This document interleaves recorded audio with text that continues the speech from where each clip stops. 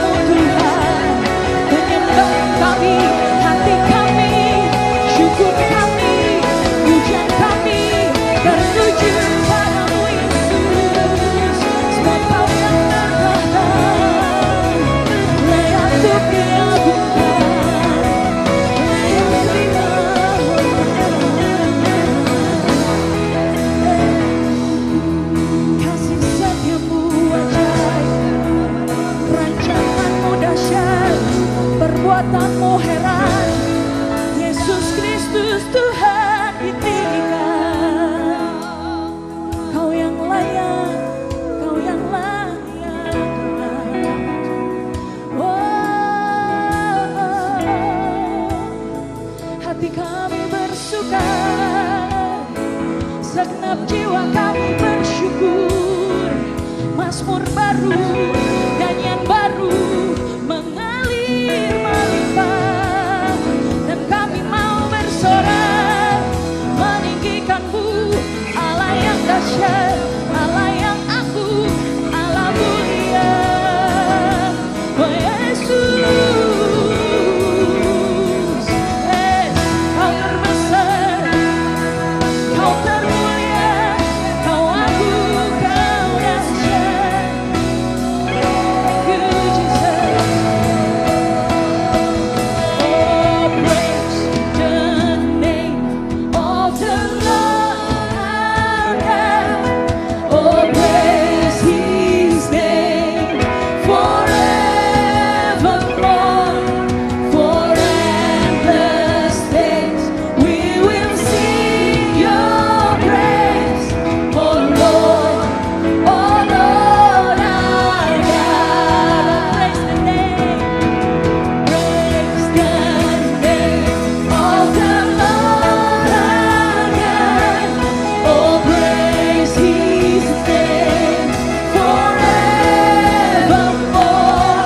For endless days we will sing Your praise.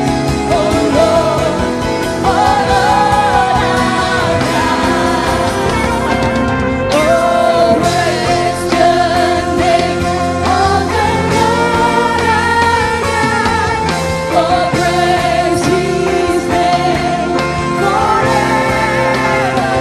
For endless days we will sing Your praise. Oh Lord, our God. Oh, praise the name, oh, praise the name of the Lord our God. Oh, praise His name forevermore. For endless days we will sing Your praise. Oh Lord, our God. Praise the name, oh, praise the name of the Lord our God. Oh, praise His name forevermore. For endless days we will sing Your praise. Oh Lord, our God. Oh Lord, our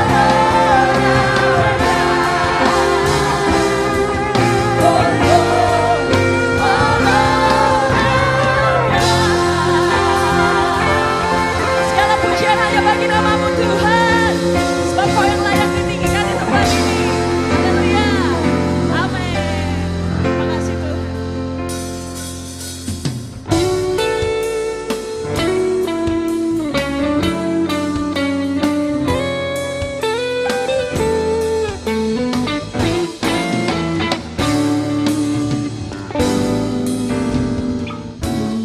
Mau berjalan dengan juru selamatku di lembah berbunga dan berair sejuk. Ya kemana juga aku mau mengikutnya, sampai aku tiba di negeri bakar. Ikut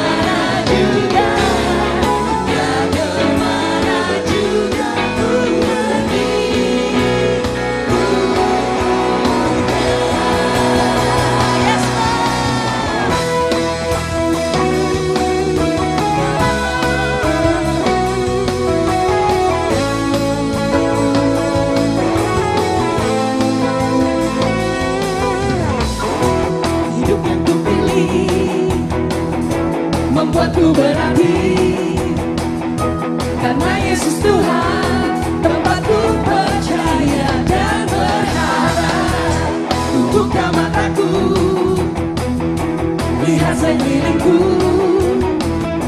Ku harus nyatakan kebenarannya yang membebaskan. Karena ku rasamu, amin. Karena kehebatanmu, ku dapat lakukan perkara besar yang Engkau janjikan. Yesus, Kaulah sahabatku. Yesus, Kau yang akan selalu berada di sisiku. Kau sumber kuatku. Oh Yesus, Kaulah sahabatku. Yesus, Kau yang tak pernah jemu-jemu di sisiku. Kau sumber kuatku.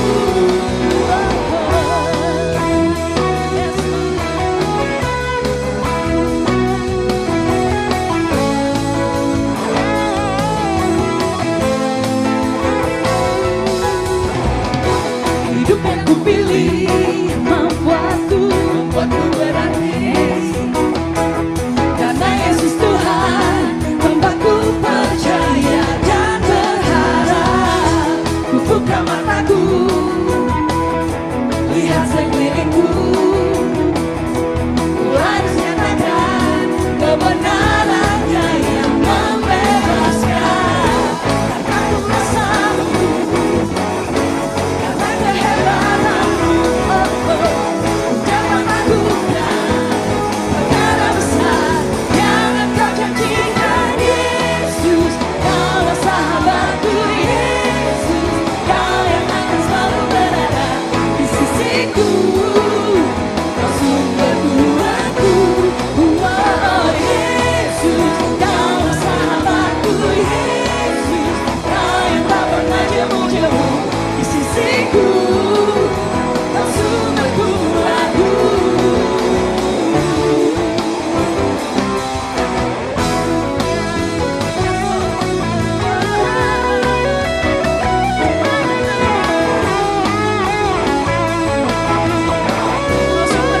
kami, Tuhan.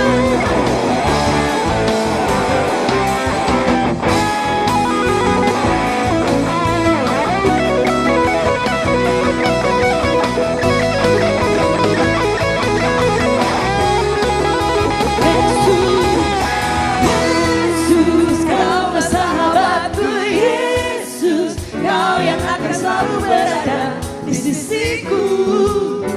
Kau sumber kuatku. Oh Yesus, Kaulah sahabatku. Yesus, Kau yang tak pernah jemu-jemu di sisiku. Kau sumber kuatku.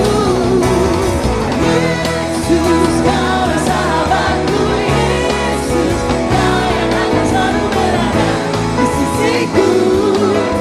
Kau sumber kuatku. Oh Yesus, Kaulah sahabatku. Yesus, Kau yang tak pernah jemu-jemu di sisiku. Kau sumber kuatku. Kau sahabatku, berada di sisiku. Kau sahabatku, selama-lamanya. Kau sahabatku, berada di sisiku. Selama-lamanya, selama-lamanya. Thank you God. Shalom Bapak Ibu, akhirnya kita masuk lagi di bulan Desember, di minggu pertama ya, di 2025. Kita bersyukur karena kita bisa ada sampai hari ini, semua karena kasih karunia Tuhan yang luar biasa, kita bisa sehat-sehat, semua dalam perlindungan dan penyertaan Tuhan yang luar biasa. Baik Bapak Ibu, sebelum kita mendengarkan firman Tuhan, mari kita siapkan hati kita berdoa. Segala pujian, hormat, syukur, kemuliaan kami naikkan kepadamu Tuhan. Allah yang besar, Allah yang ajaib, Allah yang luar biasa, Allah yang selalu ada dalam setiap musim kehidupan yang kami lewati Tuhan. Pagi ini kami siapkan hati kami sebagai tanah yang subur, mengizinkan Tuhan berbicara buat setiap kami Tuhan. Kami mau mengalami perjumpaan secara pribadi dengan Engkau melalui kebenaran-Mu. Di dalam nama Tuhan Yesus kami berdoa. Amin. Baik Bapak Ibu, di akhir 2025 masih tentang berjaga-jaga ya, tema umumnya adalah, kita mau bicara mengenai preparing for Christ's return. Artinya persiapan untuk kedatangan Kristus. Mari kita baca ayatnya, Matius 24 ayat 42, firman Tuhan berkata, "Karena itu berjaga-jagalah, sebab kamu tidak tahu pada hari mana Tuhanmu datang." Ayatnya singkat ya, kita ulangi sekali lagi Bapak Ibu ya, Matius 24 ayat 42. "Karena itu berjaga-jagalah, sebab kamu tidak tahu pada hari mana Tuhanmu datang." Nah, mengapa kita perlu belajar hal ini Bapak Ibu? Kita perlu mempersiapkan kedatangan Kristus. Karena hari Tuhan itu, firman Tuhan katakan akan datang seperti pencuri. Matius 24 ayat 39, berarti ayat di atasnya Bapak Ibu berkata bahwa hari Tuhan akan datang seperti pencuri bagi dunia, sebab mereka akan tetap melakukan bisnis seperti biasa. Mereka makan dan minum, kawin dan mengawinkan seperti pada hari Nuh masuk ke dalam bahteranya. Hari Tuhan akan menjadi jerat bagi mereka yang tidak tahu. Nah, pada zaman Nuh membangun bahtera, Bapak Ibu, kita pasti tahu semua bagaimana waktu Nuh membangun bahtera itu mereka mengolok-olok Nuh sebagai orang tua yang pikun dan aneh gitu ya. Bahkan gak sedikit yang menuduh Nuh sebagai orang tua yang gila gitu. Karena gak musim hujan gitu. Nah, padahal Nuh itu membangun bahtera sesuai dengan ketaatannya kepada perintah Allah, ya. Nah, mereka tidak mendengar penghukuman yang sudah Allah siapkan bagi mereka yang selalu berbuat jahat, bagi mereka yang tidak mencari wajah Allah, dan bagi mereka yang mengolok firman Tuhan sebagai sesuatu yang kuno dan tidak mengikuti zaman. Nah, Bapak Ibu sebagai orang percaya, kita seharusnya berada dalam keadaan berjaga-jaga gitu. Kita harus tahu membaca waktu dan zaman gitu ya. Kedatangan Tuhan itu sudah amat dekat. Hati kita harus diperlengkapi dengan kebenaran firman Tuhan sehingga kita tidak dapat ditemukan tanpa cacat maupun celah menjelang hari Tuhan yang amat dahsyat. Namanya berjaga-jaga Bapak Ibu, kita nggak pernah tahu waktunya kapan gitu ya. Makanya Alkitab bilang diibaratkan hari Tuhan tuh seperti pencuri gitu, nggak tahu kan pencuri kapan datang. Kalau pencuri udah bilang tok tok tok tok, saya pencuri, saya mau masuk gitu kan, nggak ada pencuri yang gitu, pencuri yang aneh itu ya. Sakit barangkali dia. Nah, itu Bapak Ibu ya. Nah, sekarang kenapa sih kita harus belajar hal ini gitu? Bapak Ibu, pada akhir zaman itu manusia itu akan menjadi sedemikian bejatnya sehingga mereka bangga akan dosa-dosa mereka dan tetap melakukannya tanpa ada keinginan untuk bertobat atau berubah gitu ya. Nah, Kejadian 6 ayat 1 sampai 2 firman Tuhan berkata, ketika manusia itu mulai bertambah banyak jumlahnya di muka bumi dan bagi mereka lahir anak-anak perempuan, maka anak-anak Allah melihat bahwa anak-anak perempuan manusia itu cantik-cantik. Lalu mereka mengambil istri dari antara perempuan-perempuan itu, siapa saja yang disukai mereka. Nah, ayat ini yang sudah kita baca barusan Bapak Ibu itu mengandung kata anak-anak Allah. Nah, itu memiliki pengertian yang kurang indah dan negatif karena difokuskan kepada malaikat yang jatuh bersama dengan Lucifer. Nah, persatuan ini antara malaikat jahat dan manusia itu hanya berdasarkan nafsu dan sensasi seksual. Nah, akhirnya dari persatuan ini adalah orang-orang yang gagah perkasa di zaman purbakala, Kejadian 6 ayat 4. Nah, itu namanya Nephilim atau raksasa. Iya, jadi raksasa itu di zaman dulu itu ada Bapak Ibu. Makanya waktu pengintai itu mereka mengintai, terus ada yang mereka membawa buah anggurnya itu yang gede-gede gitu kan ya. Dan mereka melihat bahwa orang-orang itu sangat besar badannya, raksasa-raksasa gitu kan. Nah, Bapak Ibu, mungkin aja kita itu nggak akan melihat raksasa lagi menjelang kedatangan hari Tuhan secara physically gitu ya. Tapi pengertian Nephilim itu adalah a contamination DNA of genetic hybrid. Artinya ada kontaminasi DNA dari percampuran manusia dan bukan manusia gitu.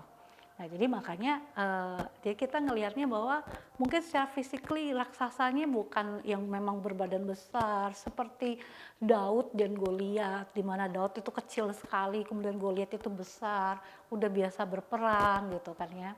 Nah, dalam Kejadian 6 ayat 6 itu firman Tuhan mengatakan bahwa maka menyesallah Tuhan bahwa ia telah menjadikan manusia di bumi dan hal itu memilukan hatinya. Allah telah mempersiapkan penghukuman bagi ciptaan utamanya yang telah jatuh menyimpang dari tujuan awal penciptaan manusia di Taman Eden, yaitu untuk menjadi segambar dan serupa dengan Allah. Manusia itu kan diciptakan istimewa Bapak Ibu ya, karena diciptakan segambar dan serupa dengan Allah, berarti ada karakter Tuhan yang luar biasa di dalam diri manusia itu. Tapi kenapa di Kejadian 6 ayat 6 Tuhan bilang menyesallah Tuhan karena ia telah menjadikan manusia di bumi itu dan hal itu sangat memilukan hatinya. Itu yang membuat Tuhan akhirnya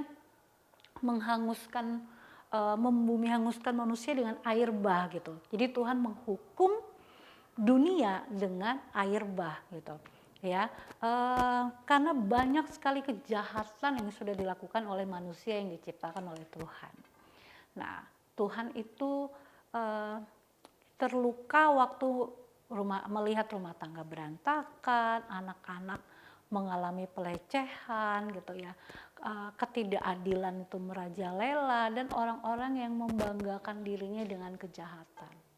Hari-hari ini Bapak Ibu kalau kita perhatikan di sekitar kita banyak hal yang seperti ini. Ya, kalau secara mental aja, penyakit mental itu banyak sekali, luar biasa tuh penemuan-penemuannya gitu. Belum lagi masalah-masalah misalnya gambar diri atau identitas yang nggak selesai, yang akhirnya membuat dia salah memandangnya gitu dan akhirnya jadi sesuatu yang salah gitu ya. Nah, sekarang Bapak Ibu, persiapan apa sih, bagaimana kita caranya untuk mempersiapkan kedatangan Tuhan? Kejadian 6 ayat 8 dikatakan bahwa tetapi Nuh mendapat kasih karunia di mata Tuhan. Ya, Nuh mendapat kasih karunia di mata Tuhan. Jadi bagaimana caranya Bapak Ibu mempersiapkan diri kita sebelum kedatangan Tuhan? Artinya kita berjaga-jaga. Yang pertama, kenali kasih karunia Allah. Ya, manusia itu tidak dapat menyelamatkan dirinya sendiri Bapak Ibu. Tetapi hanya kasih Tuhan, hanya kasih Allah yang menemukan mereka di dalam lumpur dosa dan pelanggaran. Kasih karunia itu adalah anugerah yang tidak layak kita terima, tapi diberikan oleh Allah karena kasihnya Dia, gitu.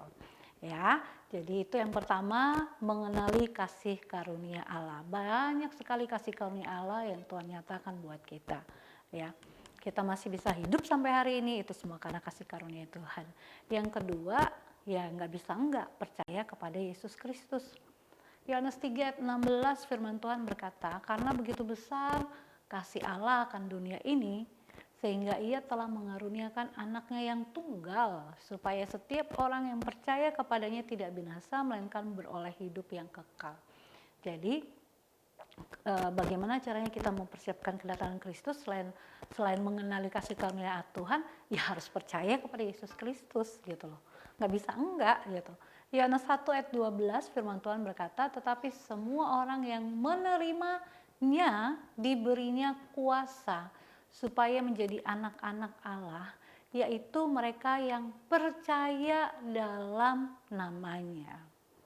Jadi memang ada kasih karunia Tuhan, ada kasih karunia Allah, tapi kita harus percaya kepada Yesus Kristus. Karena karena Allah itu sangat mengasihi kita gitu. Nah, yang ketiga Bapak Ibu, mengandalkan nama Yesus. Nama Yesus itu adalah senjata untuk kita melawan kuasa kegelapan. Filipi 2 ayat 9 sampai 11 firman Tuhan berkata, itulah sebabnya Allah sangat meninggikan dia dan mengaruniakan kepadanya nama di atas segala nama, supaya dalam nama Yesus bertekuk lutut segala yang ada di langit dan yang ada di atas bumi dan yang ada di bawah bumi, dan segala lidah mengaku Yesus Kristus adalah Tuhan bagi kemuliaan Allah Bapa. Jadi hanya nama Yesus, ya, kalau ngusir kuasa jahat, kuasa kegelapan, udah nama Yesus tuh berkuasa banget gitu. Nama Yesus berkuasa. Nah, kita harus mengandalkan Yesus dalam segala hal yang kita perbuat. Yang keempat, mari berjalan bersama dengan Roh Kudus, Bapak Ibu. Setelah kita mengenali kasih karunia Tuhan, kita percaya dalam nama Yesus, kita mengandalkan Yesus, nah kita berjalan bersama Roh Kudus. Itu yang keempat. Yohanes 14 ayat 16 dan 17 firman Tuhan berkata, aku akan minta kepada Bapa dan ia akan memberikan kepadamu seorang penolong yang lain supaya ia menyertai kamu selama-lamanya, yaitu Roh kebenaran. Ya, jadi waktu Yesus naik ke surga, diutuslah Roh Kudus gitu. Itu namanya Roh kebenaran. Nah, mari kita berjalan bersama dengan Roh Kudus. Ya, Roh Kudus itu sebagai sebuah pribadi yang bisa kita ajak bicara gitu. Kita lagi galau, kita lagi gelisah, kita lagi bingung mau memutuskan sesuatu gitu. Berjalan bersama dengan Roh Kudus, ya. Bertanya, Roh Kudus, ini engkau maunya seperti apa? Apa yang harus saya lakukan gitu. Nah, yang kelima, mari berkomitmen dalam komunitas rohani. Gak bisa enggak, manusia itu makhluk sosial ya Bapak Ibu ya. Jadi kita gak bisa sendirian, kita bukan orang yang bisa hidup sendirian. Walaupun tipe kepribadian kita introvert sekalipun, tapi tetap kita butuh yang namanya komunitas rohani. Komunitas yang satu iman, komunitas yang satu pengajaran gitu ya. Nah, gereja itu adalah tempat pemuritan dan pelatihan di mana umat Allah bisa saling mengasihi, bisa saling berbagi, bisa saling memberkati. Ya, makanya berkomitmenlah dalam komunitas rohani. Mungkin Anda punya komunitas yang lain di luar gereja gitu ya. Tapi yang bisa membuat kita tetap bisa berjaga-jaga gitu ya, kita harus komitmennya justru di komunitas rohani. Komsel itu yang harus kita ambil komitmennya di situ gitu. Mungkin akan ada akan ada masalah-masalah di dalam komsel. Justru itulah kalau kita lihat ya dalam keluarga jasmani, papa, mama, anak-anak gitu, apakah tidak ada konflik? Ada, kakak, adik bisa saling kelahi, bisa iri gitu ya. Nah, sama dengan komunitas rohani gitu, komunitas saling gitu, dimana kita di situ bisa kita saling mengasihi, kita bisa berbagi, kita saling mengingatkan gitu kan. Di ayatnya itu bilang hendaklah kamu sehati sepikir sejiwa gitu kan, dan di dalamnya itu ada nasihat, ada penghiburan roh gitu ya. Nah, di situ di dalam komunitas itu kita harus bisa menerima masukan perspektif dari orang lain gitu, orang lain yang tentunya yang seiman dan sepengajaran. Yang keenam, yang terakhir Bapak Ibu, menjadikan berjaga-jaga itu sebagai gaya hidup. Ya, berjaga-jaga itu bukan hanya tindakan untuk situasi darurat, tetapi menjadi gaya hidup bagi kita orang yang percaya kepada Yesus. Nah, perhatikan Bapak Ibu apa yang menjadi kesukaan kita, apakah condong kepada daging atau kepada roh gitu. Ya, berjaga-jaga. Disiplin rohani harusnya jadi gaya hidup. ya. Jadi lebih baca Alkitab, kemudian berdoa gitu. Nggak bisa enggak, kembalinya justru pada menjadikan disiplin rohani itu sebagai gaya hidup kita untuk berjaga-jaga. Nah, Bapak Ibu, kesimpulan dari apa yang kita pelajari hari ini adalah bahwa kedatangan Kristus itu semakin dekat dan kita dipanggil untuk hidup dalam kesiapan. Kasih karunia Allah itu memampukan kita untuk berjaga-jaga, hidup dalam kebenaran, itu yang paling penting Bapak Ibu, dan mempersiapkan diri untuk menyambut hari Tuhan. Mari kita hidup sebagai anak-anak Allah yang tangguh dan siap menyambut hari Tuhan dengan hati yang bersih dan iman yang teguh. Amin. Mari kita berdoa. Kami bersyukur untuk firman-Mu pagi hari ini Tuhan. Biar kami berjaga-jaga menjelang hari Tuhan yang mendekat. Dan kami berdoa supaya kami terus hidup dalam kebenaran. Kami mau berjalan bersama dengan Roh Kudus, mengandalkan Engkau dalam setiap kehidupan kami. Dan kami percaya bahwa kasih karunia Tuhan itu hebat dan nyata dalam kehidupan kami. Kami memberkati untuk Indonesia, kami lepaskan shalom atas Indonesia. Kami berkati untuk Presiden, Wakil Presiden, semua para menteri, kabinet yang dibentuk oleh Pak Prabowo, biar Tuhan Engkau yang memberkati semuanya. Terima kasih Tuhan Yesus, terima kasih. Kami juga bersyukur buat Balikpapan, dan kami lepaskan shalom buat Balikpapan. Anugerah Tuhan ada atas Balikpapan, roh takut akan Tuhan ada atas Balikpapan. Kami juga berdoa memberkati untuk Rock Gateway terbangun dalam kasih karunia Tuhan, tanda ajaib menyertai pembangunannya di dalam nama Yesus. Kami akan memberikan persembahan sebagai ekspresi kasih kami kepadamu Tuhan di dalam nama Tuhan Yesus. Kami selesai dengan ibadah kami online pada pagi hari ini. Kehendak Tuhan buat kita menjadi kepala dan bukan ekor, diberkati waktu keluar waktu masuk. Percaya bahwa mulut kita penuh kuasa, kita kepakan dua tangan kita ucap berkat, apa saja yang kita buat dengan kedua tangan kita ini akan Tuhan buat berhasil, sehat, dan beruntung. Terima berkat Tuhan, Tuhan atas Bapak Ibu. Tuhan memberkati engkau dan melindungi engkau. Tuhan menyinari engkau dengan wajahnya, memberi engkau kasih karunia. Tuhan menghadapkan wajahnya kepadamu dan memberi shalom, damai sejahtera, berlimpah dalam pengharapan, mewarisi bumi, mendapat tempat di bangsa-bangsa, tutup bungkus sempurna dan kuasa darah Yesus, dalam nama Yesus. Yang percaya katakan, amin. Selamat hari Minggu, Tuhan Yesus memberkati.